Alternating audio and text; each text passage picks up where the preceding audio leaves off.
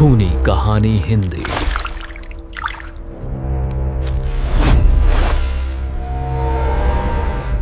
Room 309 वापस आई वो आवाज।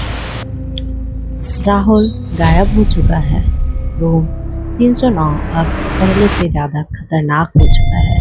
और सबसे डरावनी बात, ये कहानी यहीं ख़त्म नहीं हुई। कुछ दिन बाद उसे स्कूल में एक और स्टूडेंट ने वो देखा जो शायद किसी को नहीं देखना चाहिए था। आज की स्टोरी उसी का पार्ट 2 है। अगर तुमने पार्ट 1 नहीं देखा तो पहले वो ज़रूर देखना, क्योंकि आज सच और भी ज़्यादा डरावना होने वाला है। राहुल के मिसिंग होने के बाद स्कूल में पैनिक फैल गया था। टीचर ने थर्ड फ्लोर कम्प्लीटली बैंड कर दिया और रूम 309 के पास जाना स्ट्रिक्टली मना कर दिया गया।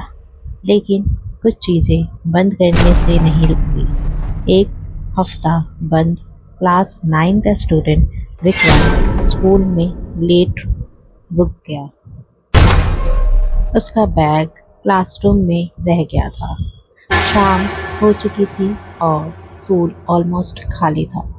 विक्रम जल्दी जल्दी थर्ड फ्लोर की तरफ बढ़ा। जैसे ही वो स्टेयर्स चढ़ रहा था उसने सुना ठक ठक। विक्रम रुक गया। फिर से वही आवाज़, रूम 309 की तरफ से।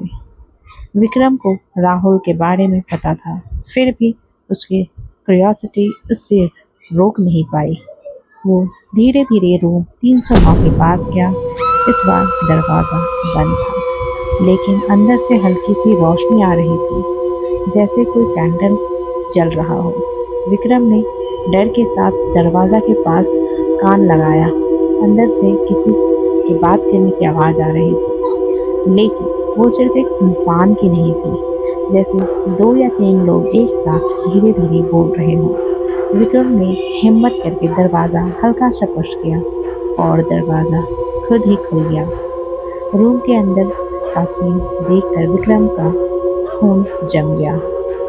अंदर एक पुरानी टेबल के पास राहुल खड़ा था, लेकिन वो नॉर्मल नहीं था। उसकी आंखें नीचे थी और फेस बिल्कुल एक्सप्रेशनलेस, और उसके सामने वही लड़की खड़ी थी। सफ़ेद यूनिफॉर्म, खाली आंखें, और इस बार वो अकेली नहीं थी। उसके पीछे 2 और शैडो खड़ी थी। विक्रम डर के मारे पीछे हट गया।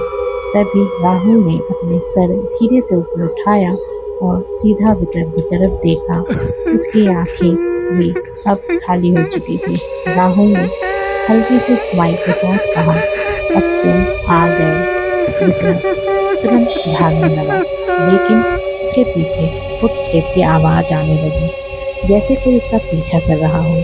स्टेयर्स तक पहुंचते ही उसने पीछे मुड़कर देखा, और जो उसने देखा वो उसकी ज़िंदगी का सबसे डरावना मोमेंट था। राहुल और वो लड़की दोनों सीधा उसकी तरफ देख रहे थे, लेकिन वो चल नहीं रहे थे। वो हवा में स्लाइड करते हुए उसके पास आ रहे थे। विक्रम चिल्लाते हुए नीचे भागा और किसी तरह स्कूल के बाहर निकल गया। नेक्स्ट डे विक्रम ने सब कुछ टीचर को बताया, लेकिन किसी ने उसकी बात पर यकीन नहीं किया। स्कूल ने ऑफिशियली डिक्लेयर किया राहुल कभी रूम 309 में गया ही नहीं। और सबसे शॉकिंग बात, अटेंडेंस रजिस्टर के हिसाब से राहुल उस दिन स्कूल में आया ही नहीं था। लेकिन विक्रम जानता है उसने क्या देखा, और आज भी जब वो रात में अकेले होता है तो उसके अपने कमरे के दरवाजे पर वही नॉक सुनाई देती है, ठक ठक, और एक हल्की सी आवाज़, अब तुम्हारी बारी।